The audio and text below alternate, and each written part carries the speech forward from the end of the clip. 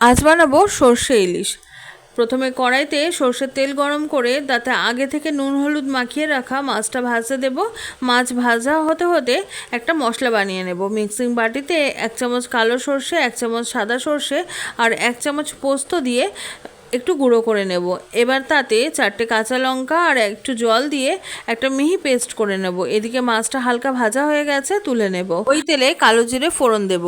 ফোড়ন থেকে সুন্দর একটা গন্ধ বেরোতে শুরু করলে আগে থেকে বেটে রাখা পেস্ট দিয়ে তাতে স্বাদমতো লবণ, হলুদ আর ঝাল লঙ্কার গুঁড়ো দিয়ে একটু নেড়ে চেড়ে নিয়ে মিক্সার বাটি ধোয়া জলটা ঢেলে দেব। এবার সব কিছু খুব ভালো করে ফুটিয়ে নেব।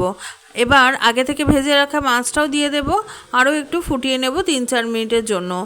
মাছ সেদ্ধ হয়ে আসলে বেশ খানিকটা সর্ষের তেল দিয়ে দেব। এবার 2 মিনিট নাড়াচাড়া করে বেশ ভালো করে মিশিয়ে নিয়েই পরিবেশন করুন সর্ষে ইলিশ। বর্ষার মরশুমে প্রত্যেক বাঙালির ঘরে ঘরে অবশ্যই রান্না হবে ইলিশ মাছ।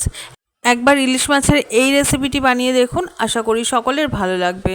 ভিডিওটি ভালো লাগলে অবশ্যই লাইক, শেয়ার এবং কমেন্ট করবেন এবং চ্যানেলটিকে সাবস্ক্রাইব করে আমার পাশে থাকবেন।